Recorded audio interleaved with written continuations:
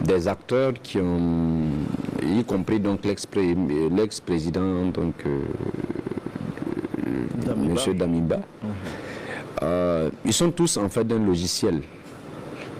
Voilà, ils sont tous d'un logiciel et ça conforte nous autres nos analyses. Voilà, un serpent met au monde un serpent. Voilà, l'ex-président, quand il était au pouvoir, vous avez vu que gravitaient autour de lui des gens d'une génération qui sont venus juste après l'assassinat du capitaine Thomas Sankara. Et ils ont la plupart porté leur premier galon sous un régime politique france-africain. Il faut le dire clairement. Nous étions poste de commandement de la France-Afrique.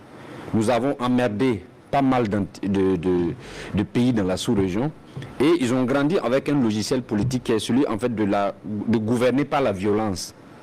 Voilà, vous avez vu que depuis environ 2 ans, il y a de moins en moins des conflits entre les militaires et en fait les civils. Dans les maquis, etc. Mais à l'époque, vous avez vu comment c'était. On a créé une armée dans une armée où on en avait une entité qu'on a rendue super puissante, où on dit quand un civil s'amuse, il faut le tuer. Donc, depuis juste la malédiction de 87, vous avez vu que le nombre de personnes qu'on a éliminées physiquement, et ça ne disait rien à personne. Parce qu'à l'époque, on a construit un système sous la violence france-africaine, et quand on est né, ou du moins quand on a grandi sous ce système politique, en réalité, on croit à la violence politique. Quand le capitaine Ibrahim Traoré prenait le pouvoir, vous rappelez-vous, il avait dit « Nous avons le pouvoir d'abattre le drone, l'avion, l'hélicoptère, mais nous en avons besoin pour le front. » Donc, dans la confrontation, il n'a pas eu l'idée en fait de détruire aussi bien des vies, de détruire du matériel militaire, etc. Parce que justement, ils sont, la génération des officiers sont des officiers qui sont nés en fait, qui ont participé à beaucoup, à des petites luttes Norbert Zongo, etc., etc. Donc ils croient au débat, ils croient à la discussion, etc., etc. Donc vous avez, pas tout le monde, hein, j'ai dit, pas tout le monde parce que j'ai dit que c'est une entité de cette génération-là qui croit à la violence politique. Donc moi je l'analyse sur ce plan-là. Quand vous prenez le commerçant en question, vous regardez, il a fait des interviews dans le passé où il s'en prenait au régime de Rochman Christian Kaboré et on connaît les connexions et tout ça avec notre ancien chef d'État. Donc, c'est pas étonnant. Hein, c'est pas étonnant venant de ce logiciel politique-là.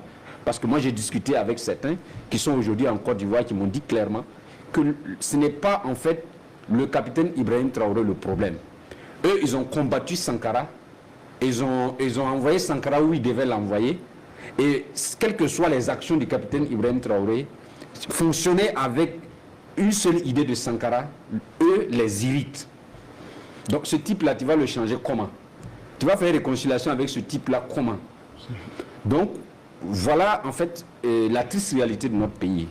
Malheureusement, aujourd'hui je pense qu'il y a des gens qui sont dépassés du point de vue de ce qui se passe. Aujourd'hui, c'est pas pour les féliciter, mais ces jeunes officiers-là sont arrivés à redresser le Burkina.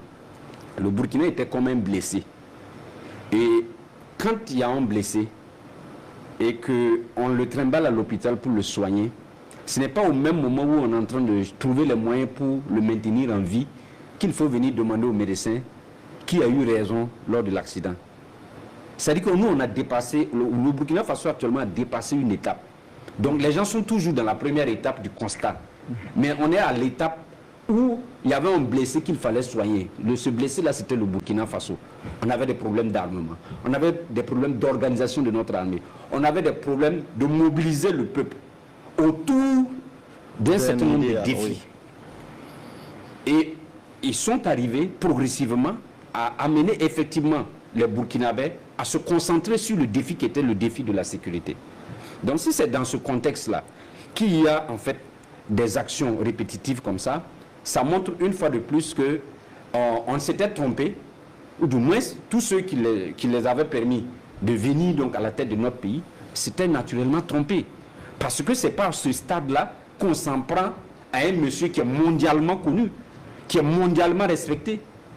Et aujourd'hui, quand vous prenez l'histoire politique de notre pays, c'est pour cela que moi, je fais attention au concept. Moi, je n'appelle pas ça un coup d'état déjoué. Moi, j'appelle ça des actes terroristes. C'est purement un acte terroriste. S'en prendre à la vie du chef de l'État. Qu'est-ce que le chef de l'État a fait pour qu'on s'en prenne à sa vie? Moi, je ne sais pas. Donc, il n'y a pas de raison objective, clairement. Il n'y a pas de raison qui tienne. Présentée. Il n'y a pas de raison qui tienne. Voilà, il n'y a pas de raison qui tienne. Et je pense qu'il faut travailler. C'est vrai qu'il faut féliciter les services de renseignement qui, aujourd'hui, c'est vrai qu'en transformant donc, la direction donc, de l'ANR aujourd'hui au Conseil national de sécurité, on a monté d'un cran du point de vue institutionnel.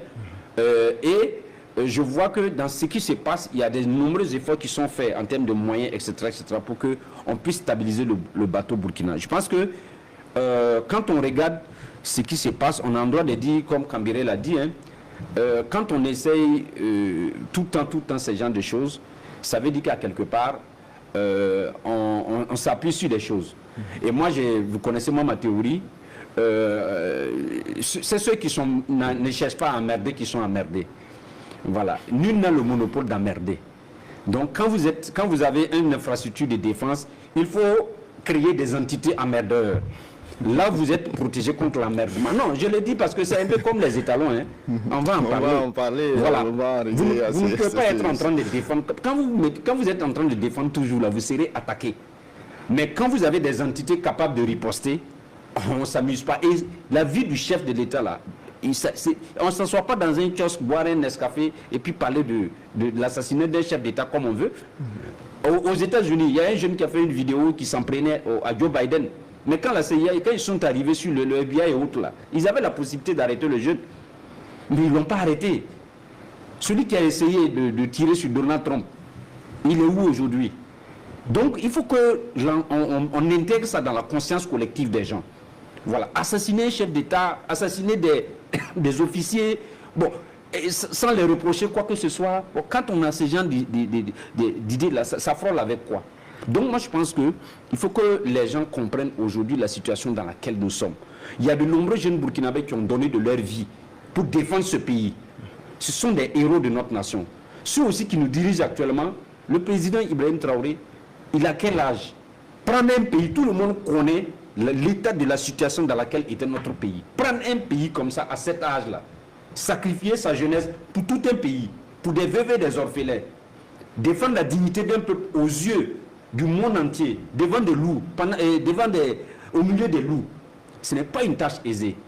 Donc, moi je pense qu'il y a des entités qui sont très bien identifiées du point de vue de la contre-révolution, qui essaient de jouer des jeux de mots de réconciliation, etc. etc. Moi j'ai dit en tout cas, tous ceux qui sont dans les projets, moi ma seule réconciliation en ce qui me concerne, c'est la fin du terrorisme. Si ça finit, on revient sur un certain nombre de contradictions. En même temps, on a reproché, oui, ne faites pas du tout militaire. On a vu des intellectuels qui nous ont dit ça. Oui, la guerre, c'est pas du tout militaire. Ok, on dit route. Ah oui, non, façon, c'est pas trop ça. Les entreprises privées vont avoir problème. On dit autosuffisance alimentaire. On dit oui, c'est vrai, l'autosuffisance, là, les chiffres sont bons, mais. C'est l'occasion aussi de dire que ceux qui nous dirigent doivent ouvrir le bon. Il y a des réactionnaires patentés, je vous dis la vérité, il y a des réactionnaires patentés qui ont été décorés. Bon, il y a des gens en matière de communication également. Moi, je reproche beaucoup de choses. On va en parler peut-être. Oui, la première des choses. On va revenir, on va rester sur le sujet. Alors, l'extradition du président Damiba, qu'est-ce que vous en pensez? Alors, Adama Soro en a parlé. Quel est votre avis sur ce sujet? Il a été cité plusieurs fois dans plusieurs tentatives de coup d'État. On sait où il est. En tant que réfugié politique, il n'a pas droit en tout cas de faire un certain nombre d'activités. Qu'est-ce qu'il faut faire pour le cas d'Damiba? Moi, je ne sais pas ce qu'il faut faire. C'est ceux qui nous dirigent qui savent ce qu'il faut faire. Il y a des juristes, il y a des docteurs, des professeurs qui sont à la présidence, qui sont des conseillers à gauche et à droite. On ne paye pas les gens pour s'asseoir et laisser tout le travail au chef de l'État. Le chef de l'État était obligé de répondre à des chroniqueurs de plateau au Mali à cause de quoi? Parce que même si ce plateau, on ne peut même pas répondre même à des hibous qui traînent notre pays à terre.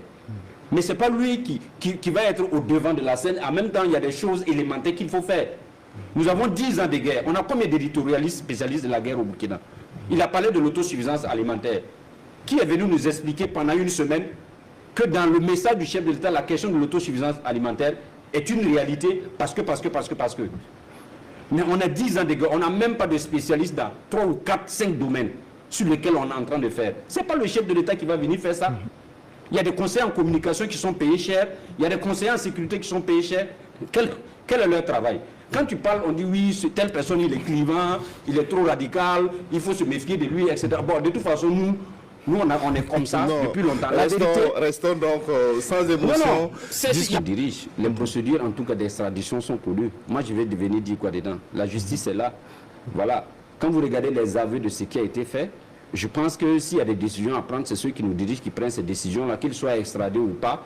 Je pense que depuis les premières tentatives, on devait prendre des mesures conservatoires. Voilà, ces mesures conservatoires, s'il faut, par le biais de la diplomatie, discuter, échanger d'un certain nombre de choses, il faut le faire. Une fois de plus, je dis, c'est à ceux qui nous dirigent et aux conseillers qui sont autour du chef de l'État d'apprécier et de regarder l'état de la situation de notre pays et de prendre des décisions qui conviennent. Moi, je suis qui? Non, c'est des avis, nous sommes des chroniqueurs.